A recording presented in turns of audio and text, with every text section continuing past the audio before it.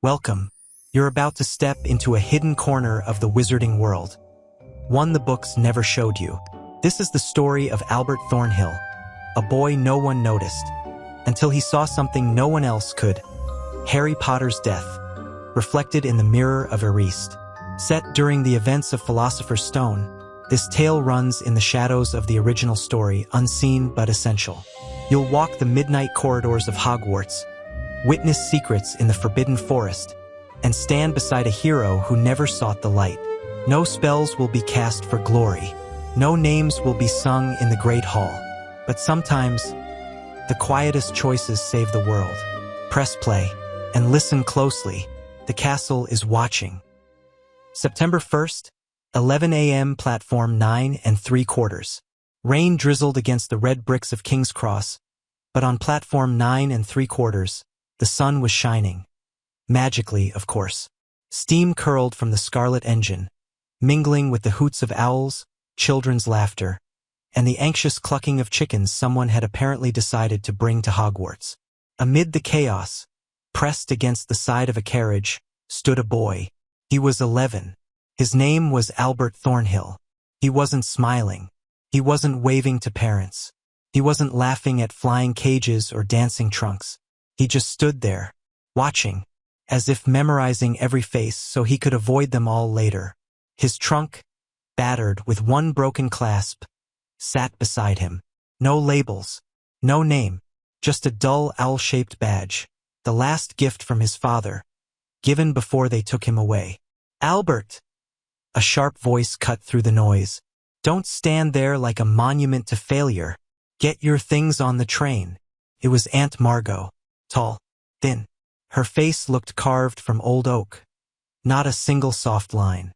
She hated magic, hated Hogwarts, and hated, most of all, reminders of her brother, Albert's father. "Yes, Aunt?" he murmured, gripping the handle of his trunk. "And don't you dare make friends," she added. Leaning so close, Albert caught the scent of lavender water and something bitter. Fear, perhaps. Especially not with him. She didn't say the name, but Albert knew who she meant. At the center of the platform, surrounded by a crowd, stood the boy with the lightning scar. Hair like he'd just been yanked from a hurricane. Glasses crooked on his nose. A smile shy but real. People snapped photos. Some held out autograph books. Children whispered, "That's him, Potter. The one."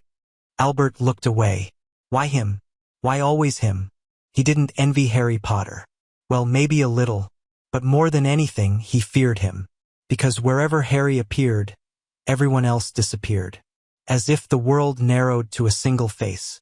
And Albert didn't want to be seen. Not now. Not after everything that had happened to his family.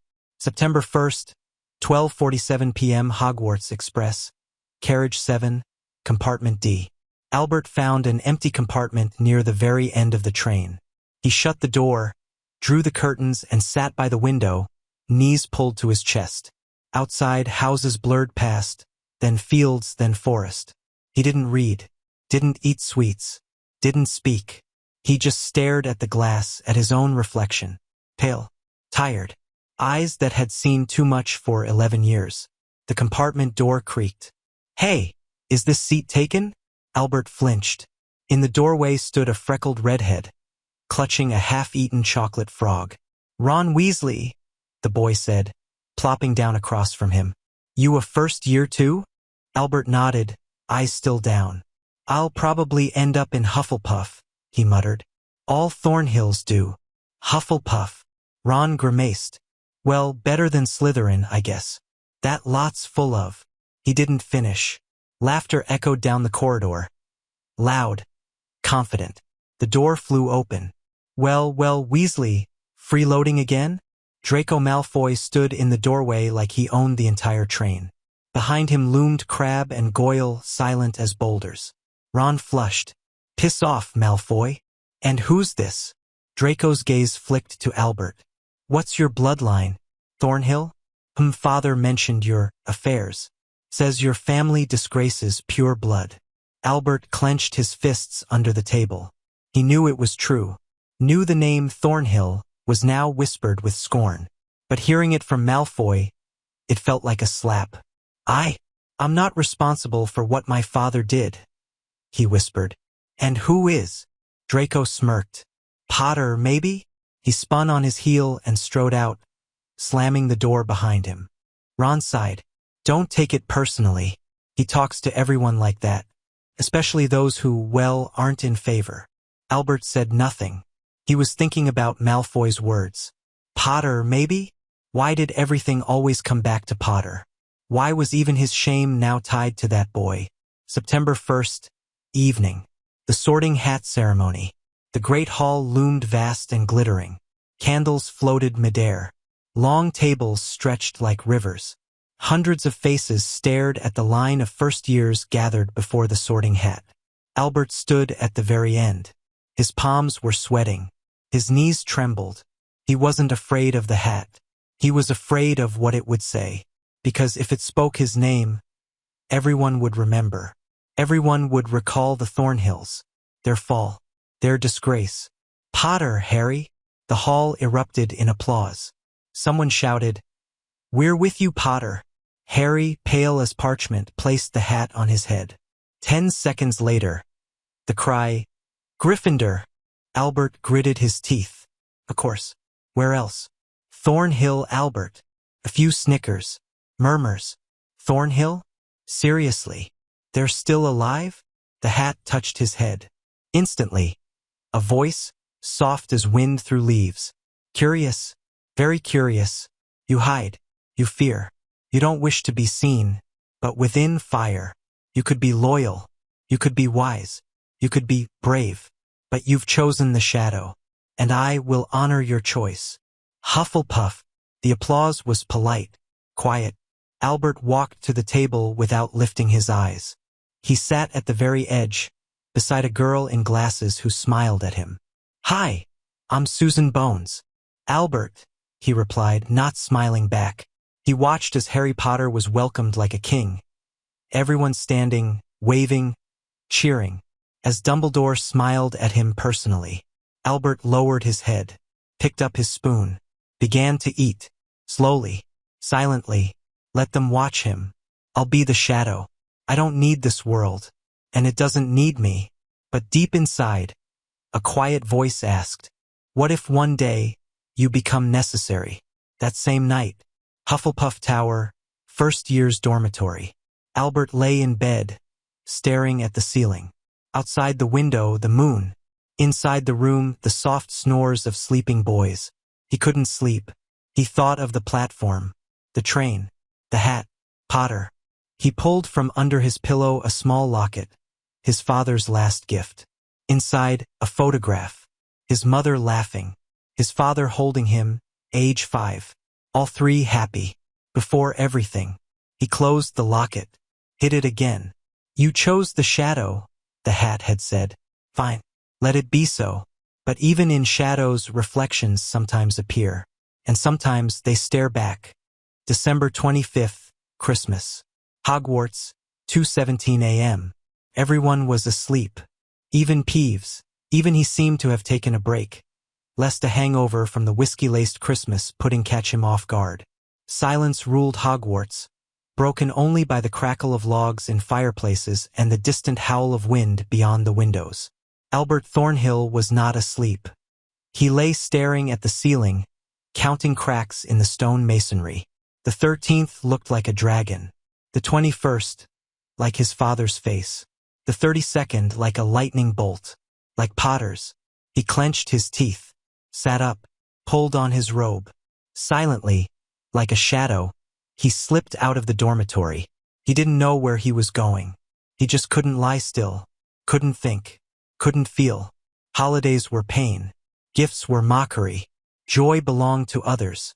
At dinner, they'd laughed, sung, hugged. Albert sat at the edge of the bench, staring into his plate. No one sat beside him. No one asked if he wanted cake. No one noticed. He wandered the corridors like a ghost, past portraits snoring in their frames, past suits of armor standing like frozen sentinels, past staircases spiraling wherever they pleased. He didn't fear getting lost. He wanted to get lost, wanted to disappear. And then he saw it. The mirror. Enormous. Silver-framed. Carved with runes that seemed to shift in the moonlight. An inscription along the top. Eris stra eru oit ube kafir oit onwosi. Albert stopped. His heart pounded not with fear, with something else. Something ancient. Magical. Alive. He took a step. Then another. Stood before the mirror. And froze. The reflection. He expected to see himself. Or his family. His mother. His father. Laughing. Whole. Alive. Like in the locket. But the mirror showed not him. Well, it was him. But not the 11-year-old boy in a tattered robe. It was a teenager. 14, maybe. Pale. Gaunt. Eyes wide with terror. He stood in a stone chamber. Its walls covered in greenish moss and ancient symbols. On the floor lay a body. A boy with black hair and round glasses. Motionless. Breathless. Harry Potter. Albert gasped. Above the body loomed a shadow. Tall. Cloaked in fabric that rippled as if alive. No face, only darkness. But Albert felt it, this was no man. It was something else. Hungry. Cold. Thirsting.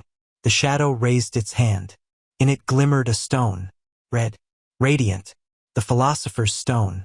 And then Albert saw the writing on the wall. Blood red, as if freshly carved. He was never meant to survive twice. Albert stumbled back. Tripped. Fell. The mirror still glowed. The vision didn't fade. It watched him. The teenager, his future self, slowly turned his head. Looked straight into the eyes of the real Albert. And whispered. Soundlessly, but Albert heard. You must warn him. Albert leapt to his feet. Turned. Ran. Faster than he'd ever run in his life. He didn't look back. Didn't breathe. Didn't think. He just ran from the mirror, from the vision, from the future that shouldn't exist. December 26th, morning. Hufflepuff Tower, Great Hall. You look like a troll used you for football practice, said Susan Bones, handing Albert a pumpkin juice. He took the glass silently. His hands trembled. I didn't sleep well, he muttered. Is it the presents? Asked another first-year Edgar Doole. I'm gutted too. Got socks. Again. Albert didn't answer. He stared at the Gryffindor table. Harry Potter was laughing, unwrapping a gift from Ron. An old but neatly mended chess piece. He looked happy. Alive. Real. How can you die? You're Harry Potter. The boy who lived. The one everyone loves. The one who isn't supposed to die. If you see death, run. Or stop it. But do not look twice. The mirror remembers. And it will wait. Albert snapped the book shut. Slid it under his robe. Left the library. Glancing over his shoulder every 3 steps. He didn't know what to do. Who to tell? Dumbledore? Snape? Flitwick? They won't believe me. Or they'll believe too well. And then they'll think I'm mad. Or part of the plot. He returned to the dormitory. Hid the book under his mattress. Lay down. Closed his eyes. But instead of darkness, the mirror again. And dead Harry. And the shadow. And the words. He was never meant to survive twice. January 7th, after lunch. The library again. Albert became a shadow in the library. He came every day. Read. Took notes. Kept a journal small, bound in black leather, with a silver clasp. January 7th. Saw it again. This time, Harry walks down a corridor. Behind him, the shadow. He doesn't see it. I scream. He doesn't hear. Then, the chess room. He falls. The shadow takes the stone. I wake up drenched in sweat. He kept the journal in his pocket. Carried it always. One day, he saw Harry and Hermione searching the shelves. Whispering. If this is true, the stone is in danger, Hermione was saying. But who would want to steal it? Asked Harry. The one who wants to return, she whispered. Albert held his breath. They know. They're following the trail. But they don't know everything. They haven't seen him die. He wanted to step out. To say, I've seen it. I know what happens. Don't go there. But his legs wouldn't move. His throat tightened. He remembered Aunt Margot's face. Malfoy's words. The whispers in the great hall. Thornhill's a disgrace. Why would they believe him? The boy no one notices? He stayed in the shadows. January 14th, night. Third floor corridor again. He didn't want to return, but something called him, like a magnet, like a curse. He stood before the mirror once more. This time the vision was different. "Mr. Thornhill," came a voice, "will you be mentally present in class today, or shall you continue staring into the void?" It was Professor Flitwick, small but sharp as a pin. "Sorry, Professor," Albert mumbled. Flitwick narrowed his eyes. "You're not the first to wander at night, nor the last.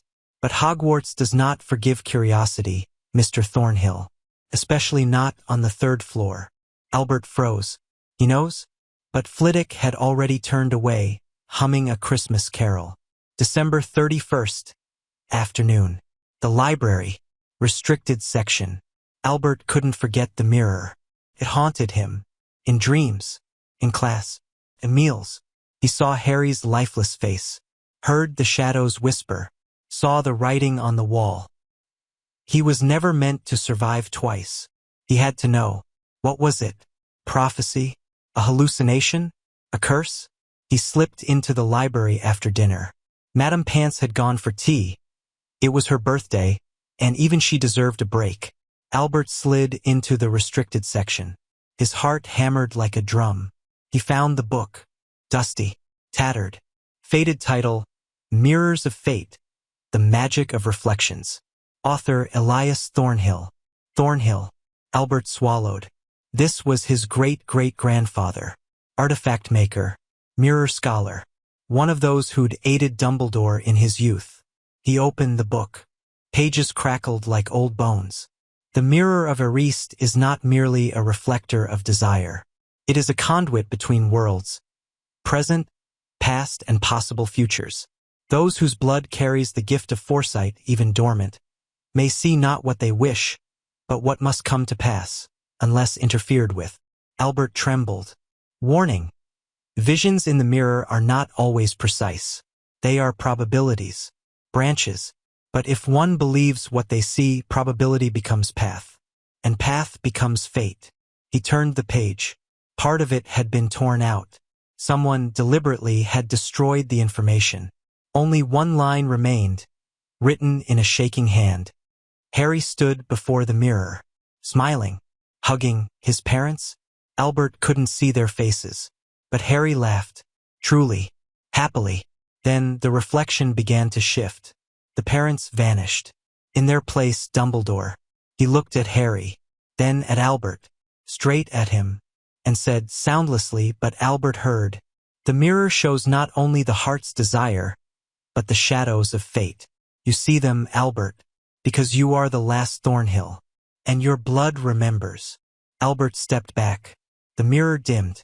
Only his own frightened face remained. He turned, ran, but this time not from fear, but from understanding. He wasn't mad. He wasn't mistaken. The mirror doesn't lie. And if he does nothing, Harry Potter will die. Reading what? How to disappear completely and never be missed. Draco snatched the book off the table, Magical Hieroglyphs, and flipped through it with exaggerated boredom. Boring. Just like you. Albert didn't rise to the bait. He knew better. Reacting only made it worse. Draco leaned in, voice dropping to a whisper only Albert could hear. "Father says your family's name is Mud now. That your father's rotting in Azkaban for dabbling in things even he wouldn't touch. You really think hiding in a library will change that?" Albert's fingers curled into fists under the table. But he said nothing. Draco tossed the book back down. A little too hard. Pages bent. "Enjoy your reading. Maybe you'll find a spell to bring back your dignity." They walked away, laughing. Albert exhaled slowly, opened the journal again, wrote one word, coward. Not about Draco, about himself. February 3rd, midnight. Restricted section, unauthorized visit. Madame Pants had started locking the restricted section at night. Albert picked the lock with a hairpin and a whispered, Alohomora. A spell he'd practiced in secret for weeks, terrified of being caught. But fear of the vision outweighed fear of detention. He needed answers. The torn page in Elias Thornhill's book haunted him. What had been erased? What had someone been so desperate to hide? He pulled down every volume remotely related to mirrors, prophecy, or fate. Dust made him sneeze. Cobwebs clung to his fingers. He didn't care. Then he found it, tucked behind the art of divination. Beyond tea leaves. A slim, unmarked volume bound in cracked green leather. No title. No author. Just a symbol on the cover. An eye inside a mirror. He opened it. The pages were handwritten, in the same shaky script as the warning in Elias's book. Entry 1. The mirror does not lie, but it deceives. It shows you what you fear most, wrapped in the guise of truth. Do not trust the shadow. It is not future. It is fear given form. January 21st, 3:48 p.m. The library again. The library had become Albert's sanctuary, and his prison. Every afternoon, after herbology or charms, he slipped between the towering shelves like a wisp of smoke. He avoided the main reading tables, avoided Madame Pance's hawk-eyed patrols, avoided everyone, especially Harry Potter, who, lately, had taken to sitting near the astronomy section with Hermione, whispering over thick tomes titled Great Wizards of the 20th Century and Modern Magical History. Albert watched them from behind, Magical Hieroglyphs and Logograms, Volume 3, pretending to study ancient runes while actually tracing the shape of the Philosopher's Stone in the margins of his notebook. He still carried the journal, always, tucked inside his robe, against his ribs, as if its weight could anchor him to reality. January 21st. They're getting closer. Potter asked Madame Pance about Nicholas Flamel today. She looked startled, told him to mind his own business. He didn't listen. Hermione's already cross-referencing alchemical texts. They don't know what's waiting for them. But I do. He closed the journal, rubbed his temples. His head ached not from studying but from seeing. The visions hadn't stopped. They came in flashes now, during potions, at breakfast, even in dreams.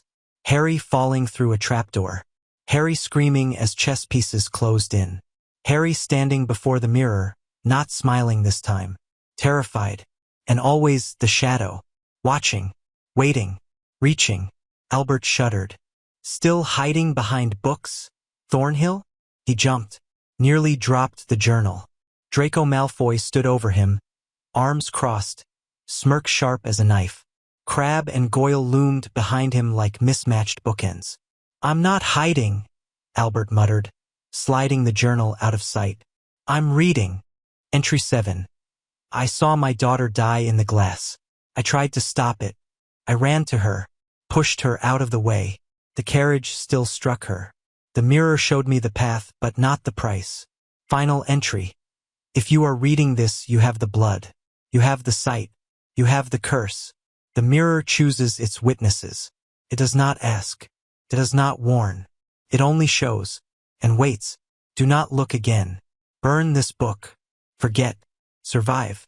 Albert's hands trembled. He flipped to the last page. A name was scrawled there, barely legible. Alara Thornhill. 1891. His great-grandmother. She'd seen death in the mirror too, and tried to stop it, and failed. Albert slammed the book shut, pressed it to his chest. His breath came in short, sharp gasps. It's not prophecy. It's a test. The mirror doesn't show what will happen, it shows what might. If you do nothing, or if you do too much. He tucked the green book inside his robe. He wouldn't burn it. He couldn't. He needed to know what Alara had missed. February 10th, evening.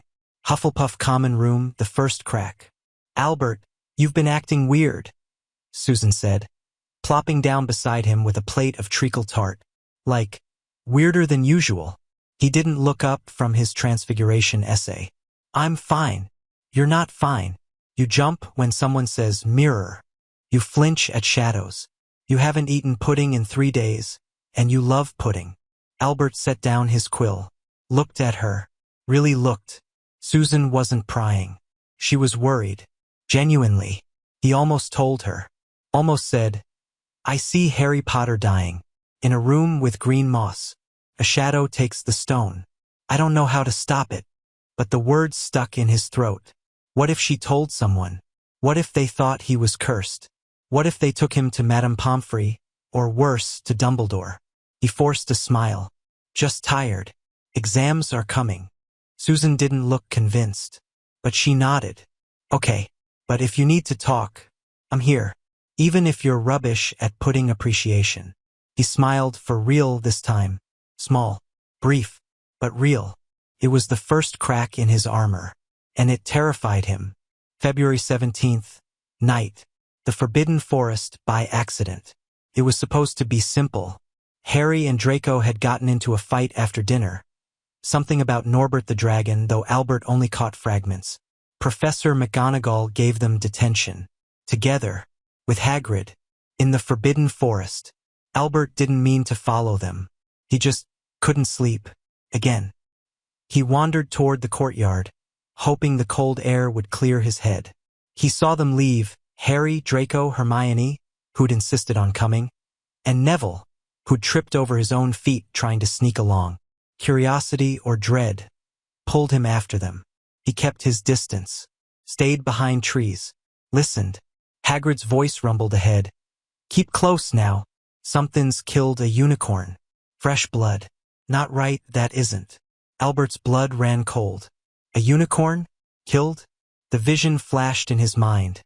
The shadow, kneeling beside a silver body, drinking blood. He moved closer. Too close. A branch snapped under his foot. Who's there? Hagrid called. Albert ducked behind an oak. Held his breath.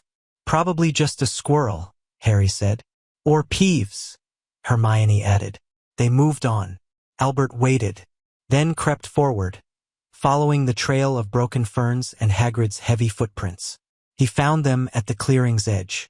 The unicorn lay on its side, silver blood pooling like liquid moonlight.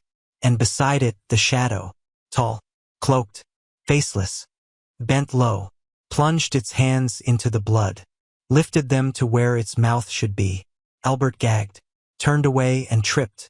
His journal tumbled from his robe, landed in the moss with a soft thump. The shadow's head snapped up. It looked, not at Harry, not at Hagrid, but directly at Albert's hiding place. A whisper slithered through the trees. Not in English, not in any human tongue. But Albert understood. You see me, little Thornhill. Good. Then you know what comes next. Albert scrambled backward, fell, crawled, ran. He didn't stop until he reached the castle gates.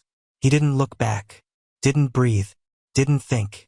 He forgot the journal. It lay in the moss, open, waiting. February 18th, morning. The journal is gone. Albert tore the dormitory apart, under the bed, in his trunk, behind the tapestry of the badger. Nowhere. He ran to the forest edge at dawn, journal gone. He asked Hagrid, casually, pretending he'd lost a schoolbook. Hagrid hadn't seen it. He watched Harry at breakfast, tense, pale, avoiding eye contact. He knew something had happened in the forest, but he didn't mention a journal. That meant one of two things. Either the shadow took it, or someone else did. And if someone else had it, they knew what he'd seen. They knew he knew about the stone. They knew he knew about Harry's death. Albert sat through herbology in a daze. Professor Sprout's voice sounded miles away. Mandrake roots require patience, students. A single misstep can render them inert, or worse, volatile. Albert wasn't listening.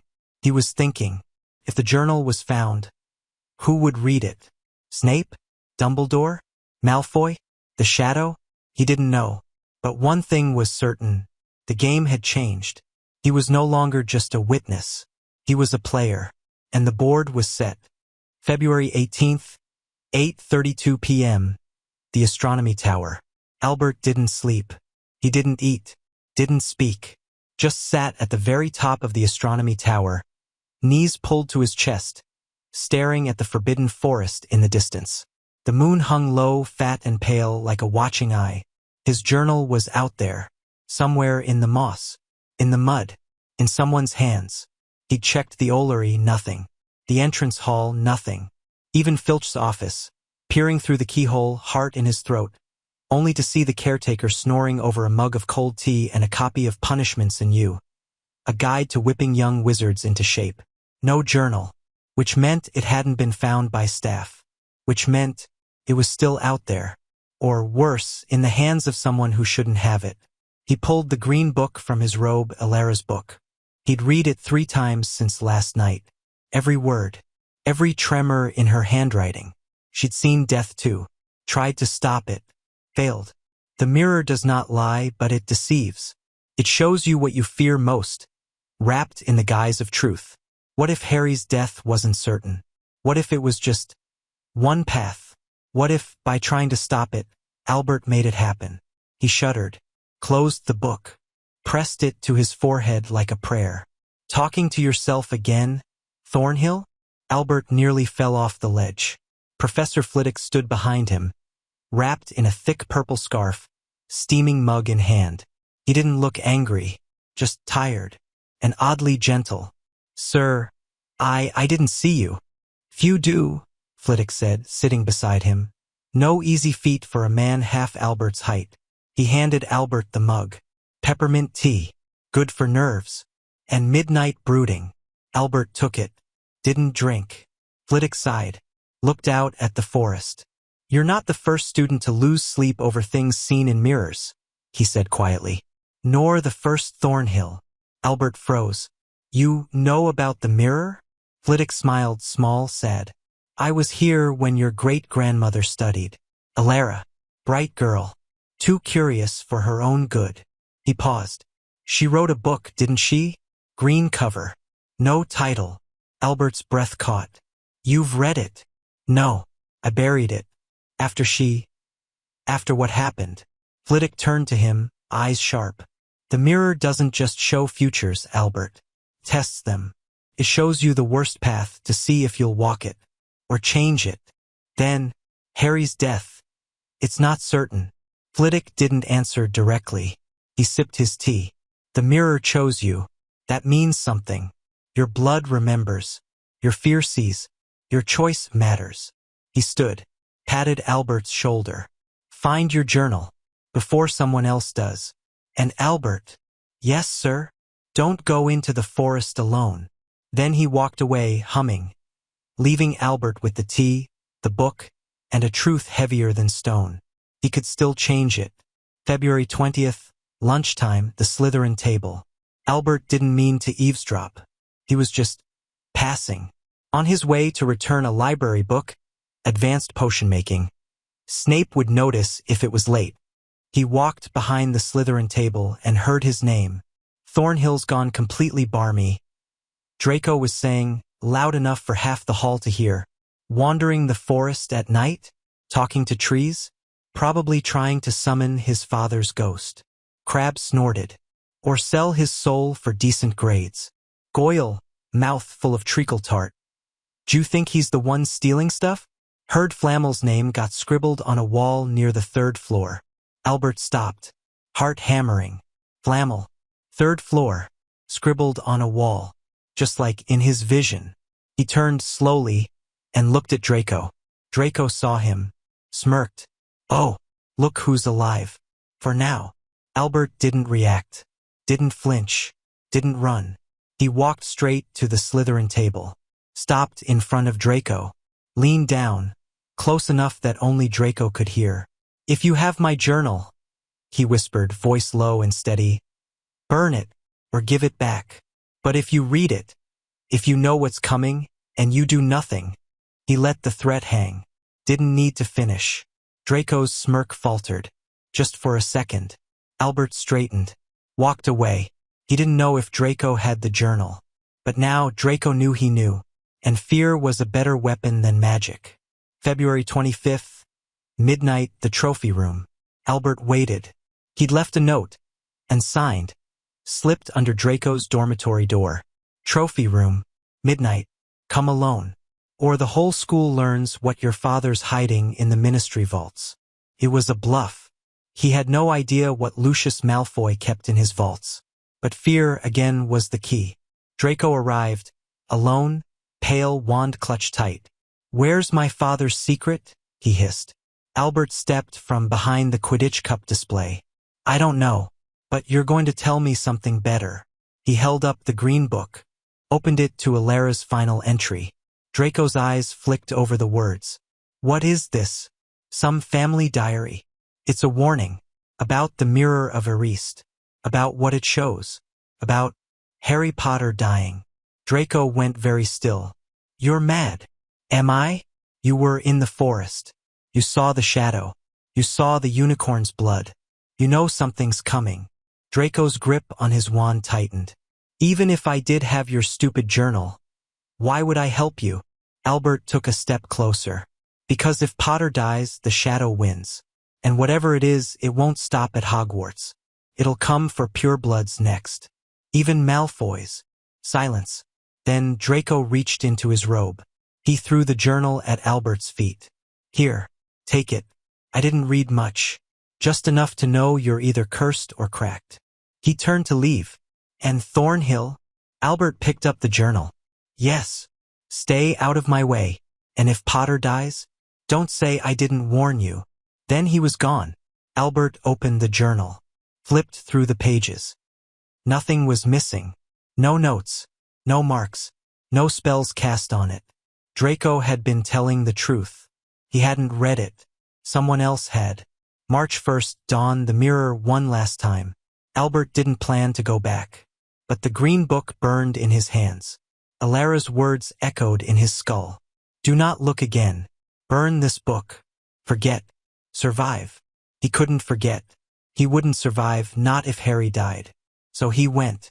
3rd floor. Empty corridor. Moonlight silver on stone. The mirror stood where he'd left it, silent. Waiting. He stepped forward. Took a breath. Looked. The vision came instantly. Harry, older, maybe 15. Standing in a ruined courtyard, wand raised, face streaked with dirt and blood. Behind him, Ron and Hermione, bruised but alive. Ahead, a hooded figure. Not the shadow. Not yet. Then the scene shifted. Harry again, but younger. 11. In a stone chamber. The Philosopher's stone in his hand. Quirrell's face peeling away, revealing him. The Dark Lord. Eyes red. Smile cruel. Harry screamed. Fell. The stone rolled away. The shadow, tall, cloaked, picked it up, turned, looked straight at Albert through the glass, and smiled. Then the final shift. Albert himself, older, standing beside Harry, not hiding, not running, wand raised, eyes blazing, and on the wall behind them new writing, glowing gold. The shadow falls when the unseen stands. Albert staggered back. The mirror dimmed. He understood now. The mirror didn't show fate. It showed choices. Harry's death wasn't certain. It was a warning, a test, and the only way to stop it was to stop hiding. March 3rd, evening, the common room. The decision. Albert sat by the fire, the journal open on his lap, the green book beside it. Susan sat across from him, mending a torn robe. She didn't ask questions, just stayed. He closed the journal, looked at her. I'm going to help him, he said quietly. Susan didn't pretend not to know who him was. Harry. Albert nodded. You don't even like him. I don't have to like him. I just have to stop him from dying. Susan set down her needle. What are you going to do? Albert took a deep breath. I'm going to follow him. When he goes after the stone. I won't interfere. I won't get in the way. But if he's going to fall, I'll be there to catch him. Susan studied him. Then she smiled. Small. Proud. About time you stopped hiding, Thornhill. He didn't smile back. But for the first time in months, he didn't feel like a shadow. He felt like a shield. March 10th, 2 a.m., Hufflepuff dormitory. The letter. The dormitory was silent. Moonlight pooled on the stone floor like spilled mercury. The other boys snored, soft, safe, oblivious. Albert sat at the edge of his bed, quill in hand, parchment before him, inkwell open. He'd started the letter 3 times, torn up 2 drafts. This was the 3rd. Dear Harry Potter, I don't expect you to believe me. I don't even expect you to read this. But if you do, listen.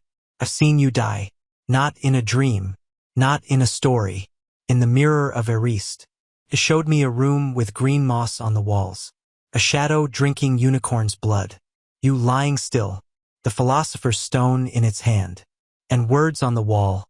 He was never meant to survive twice. I didn't want to care. I didn't want to get involved.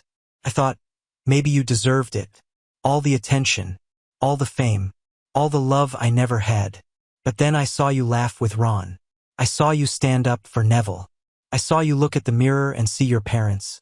Not power, not glory, just love. And I realized, the world needs you alive. I don't know how to stop it.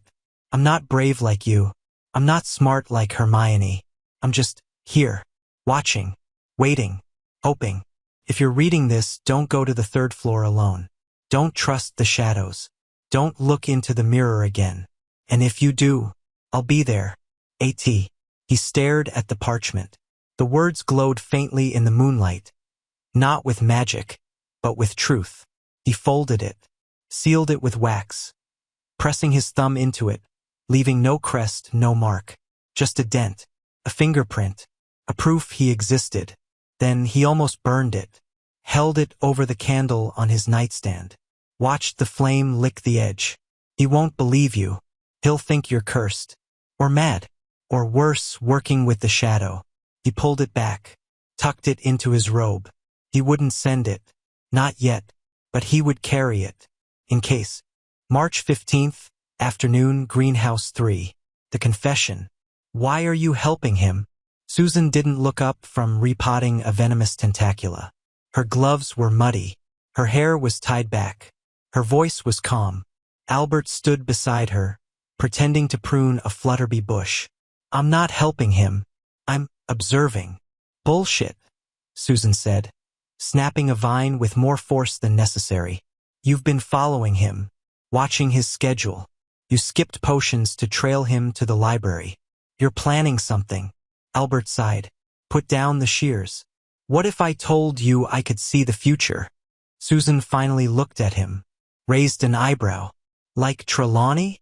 Not like Trelawney. Like the mirror. It showed me Harry dying. And I think I can stop it. Susan didn't laugh, didn't scoff. She just stared at him long, hard, searching. Then she wiped her hands on her apron, stepped closer. If you're telling the truth, then you're carrying more than any first year should. She paused. And if you're lying, you're the worst liar I've ever met. Albert almost smiled. Thanks. Don't thank me. Help me with this root. She shoved a trowel into his hands. And if you're going to do something stupid, like follow Harry into a death trap, you're telling me first. Understood. Albert nodded. Understood. She went back to the tentacula. He went back to the Flutterby. Neither spoke again. But something had shifted. He wasn't alone anymore. March 22nd. Evening, the Ollery. The almost sent letter. Albert stood at the highest window of the Ollery, the letter clutched in his hand. Snowy owls hooted softly around him. The wind tugged at his robe. He'd come here to send it, to let Hedwig carry it to Harry, anonymously, silently, safely. He unfolded the parchment. Read it again. I've seen you die. Too dramatic? The world needs you alive. Too sentimental? I'll be there. Too vague? He didn't know. What if Harry ignored it? What if he showed it to Dumbledore, and they locked Albert in the hospital wing for psychological evaluation? What if the shadow intercepted it? He lowered the letter, looked out over the grounds, the forbidden forest, the whomping willow, the lake, black as ink. He thought of his father, locked away for something he didn't do. He thought of his mother, vanished, afraid to return. He thought of Alara, who tried to save her daughter, and failed. He thought of Harry, laughing, reckless, alive. He refolded the letter, slid it back into his robe. Not yet, not like this. If he was going to warn Harry, he'd do it face to face. Or not at all. April 5th, midnight, the third floor, the first step. He didn't plan to go tonight, but he saw Harry leave the Gryffindor Tower, saw Hermione and Ron follow, saw the determination in their eyes. They were going after the stone. Now, Albert didn't hesitate. He grabbed his wand, his journal, the green book, the letter, and he followed. He kept his distance, stayed in the shadows, watched as they passed Fluffy, the three-headed dog snoring, harp still playing. Watched as Hermione solved the potions riddle. Watched as Ron sacrificed himself in the life-size chess game. He didn't interfere. He couldn't. This was their trial, their heroism. But when Harry stepped through the final door, alone, Albert moved. He stood at the threshold, wand drawn, heart hammering. He could go in. He could help. He could shout a warning. But the vision flashed in his mind, Harry falling, the shadow rising, the stone stolen. What if I make it worse? He hesitated. And in that hesitation, the door slammed shut behind Harry. Albert threw himself against it. Pounded. Potter! Harry! Don't trust the mirror. Silence. Then a scream. Harry's scream. Albert stepped back. Raised his wand. Alohomora! Nothing. Bombarda! The door didn't even tremble. It was enchanted. Sealed. Meant to be opened only from within. He slid down the wall. Head in hands. I'm too late. I always am. He pulled out the letter. Unfolded it. Read it one last time. Then, he whispered the only spell he knew that might work. Expecto Patronum. He didn't expect it to work. He was 11. He'd never cast it. He had no happy memory strong enough. But he thought of Susan saying, "You're not alone." He thought of Flitwick's tea. He thought of Harry laughing in the great hall. A wisp of silver mist curled from his wand. Weak, flickering, barely there. But it was something. He pointed it at the door. Take this to him. The mist slithered under the door and vanished. Albert waited, breath held, heart stopped. Then, a crash, a shout, a flash of red light, and silence. He didn't know if Harry was alive. He didn't know if the stone was safe. He didn't know if the shadow was gone. All he knew, he had tried. And for the first time in his life, it was enough. April 5th, 12:47 a.m. Outside the final door, Albert pressed his ear to the wood. Nothing. No voices. No spells. No screams. Just silence. Worse than screams. He slid down the wall until he sat on the cold stone floor, knees pulled to his chest. His wand lay across his lap, still faintly glowing from the failed Patronus. The letter was clenched in his fist, damp with sweat. Did it get through? Did Harry hear me? Is he alive? He didn't know. He closed his eyes, tried to remember what the mirror had shown him. Every detail. The moss on the walls, the shape of the stone, the shadow's hands, long, bone-white, rising toward Harry's throat. He'd thought it was Voldemort, but now he wasn't sure. Voldemort was in the room. That much he knew from rumors, from Hermione's frantic whispers, from the way Snape had been watching Harry like a hawk all year. But the shadow, the one in the mirror, it felt older, hungrier, not bound to a body, not even bound to this world. It was something else, something waiting, and Harry was alone with it. Albert's breath hitched. He pressed his palms to his eyes. Think. What would Alara do? She ran toward her daughter. She pushed her out of the way. She died for nothing. No, not nothing. She chose. That's what matters. Albert stood, brushed off his robes, gripped his wand. He wouldn't die tonight, but he would stand. Even if no one saw him, even if no one ever knew. He raised his wand again, not at the door, at himself. Protego Horribilis, a shield charm, advanced, forbidden for first years. He'd found it in the green book, scribbled in Alara's hand with a note. For when the darkness comes not for you, but for those you love. The air around him shimmered, faintly, weakly, like heat off summer stone. It wouldn't stop a killing curse, wouldn't stop Voldemort, but it might stop something else. The shadow. If it came out, he'd be ready. 12:53 a.m. The scream, the light, the fall. It started with a whisper, not from the room, from the walls. A hiss, sliding through the cracks in the stone, curling around Albert's ankles like smoke. Little Thornhill. Still here? Still waiting? How touching. Albert spun. Wand raised. Who's there? The corridor darkened. Torches flickered. Shadows stretched too long. Too sharp. They moved against the light. The shadow from the mirror stepped from the wall. Tall. Cloaked. Faceless. It didn't walk. It unfolded, like ink spilling upward. You sent him a warning. A wisp of light. A child's hope. Did you think it would save him? Albert's voice didn't shake. Not this time. It wasn't meant to save him. It was meant to remind him he's not alone. The shadow tilted its head. Amused. Alone? He has always been alone. His parents. His friends. His world, all dust waiting to happen. And you are less than dust. A whisper. A stain on the edge of his story. Albert took a step forward. Then why are you talking to me? Silence. Then a laugh. Cold. Hollow. Like wind through a crypt. Because the mirror chose you. Because your blood remembers. Because you are the only one who sees me. Albert's shield flickered. He strengthened it. What are you? I am the cost of survival. The price of a second chance. He was never meant to live, little Thornhill. The first time, luck. The second, arrogance. The third will be silence. Albert's mind raced. Third? There's going to be a third time? Before he could speak, the door behind him exploded. Not outward, inward. A blast of red light, raw, wild, desperate, shot through the wood like a spear. It struck the shadow full in the chest. The shadow screamed. Not a human sound. Tearing. A shattering. Like glass breaking in reverse. It recoiled. Stumbling. Unraveling. Its form fraying at the edges. Albert didn't hesitate. He raised his wand. Lumos Maxima. Light. Blinding. Pure. Searing. Erupted from his wand tip. Not just illumination. Purification. A spell he'd read about in Defensive Theory for the Underestimated. A book no one else ever checked out.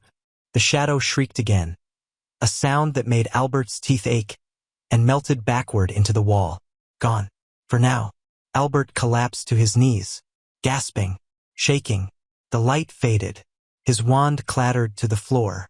He'd done it. He'd held the line. And then the door creaked open. 1:03 a.m. Harry Potter walks out. Harry stumbled through the doorway, pale, sweating, glasses cracked, robe torn, blood on his lip, stone clutched in his fist, glowing faintly, pulsing like a heartbeat. He didn't see Albert at first. He was staring at his own hands, at the stone, at the floor, like he couldn't believe he was alive. Then his eyes lifted and locked onto Albert. For a long moment neither moved. Then Harry whispered, voice raw, you. Albert couldn't speak, couldn't nod, couldn't breathe. Harry took a step forward, swayed, almost fell. Albert lunged, catching him before he hit the ground. Harry didn't pull away. He leaned into the support, eyes closed. I heard you outside, you shouted. And then, something silver, reminded me of my mum. Albert's throat tightened. It was nothing. Harry opened his eyes, looked at him, really looked. It was everything.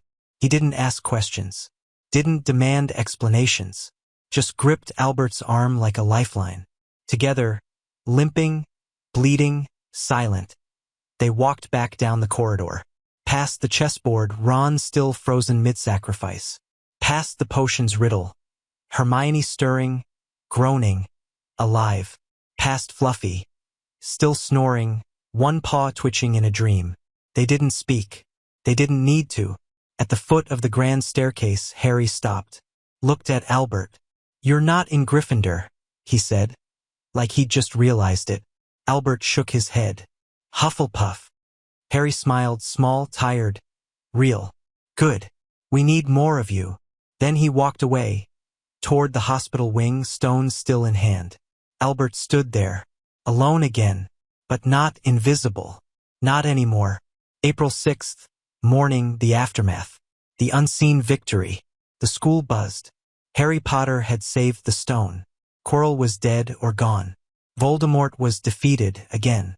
Dumbledore gave a speech at breakfast, vague, proud, full of twinkling eyes and lemon drops. No one mentioned Albert. No one knew he was there, except Harry. And Albert suspected Dumbledore, because when Albert walked into the Great Hall, the headmaster looked straight at him. Not with surprise, not with curiosity, with thanks, and a nod so small, so brief, most would miss it. Albert nodded back. That was enough. Later, in the library, he found a book waiting for him on his usual table. Advanced Protective Charms. For the Quiet Guardian. No note, no signature, just a bookmark, shaped like a badger. He smiled, for the first time without fear. June 5th, 8 p.m., the Mirror's empty space. Albert stood alone in the third-floor corridor. The Mirror of Erised was gone. In its place, bare stone. Dust motes dancing in the slanting evening light. No runes. No inscription. No whispering magic. Just absence. He reached out, touched the wall. Cold. Solid. Real. He'd come here every night since the battle, not to look, not to beg, not to fear, just to remember, to thank. The mirror hadn't lied. It hadn't cursed him. It had chosen him. Not because he was special, not because he was brave, but because he was witness. And sometimes that's all the world needs. He pulled the green book from his robe. Alara's book. He opened it to the last page. The one with her name.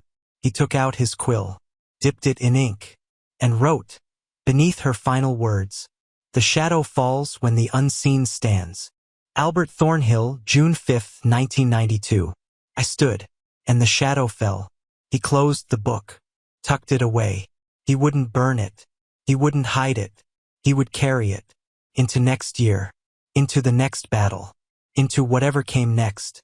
June 6th, morning, the leaving feast. The great hall glittered. Floating candles. Golden plates. End-of-year speeches. Dumbledore beaming. McGonagall stiff but smiling.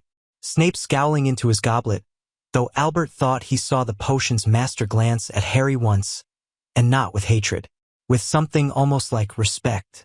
Harry sat at the Gryffindor table, laughing, tired, alive. He caught Albert's eye across the hall, raised his pumpkin juice in a silent toast. Albert raised his own glass. No words, none needed. Later, as students milled toward the carriages, Harry walked over. Going to miss this place? He asked. Albert shrugged. The library, maybe.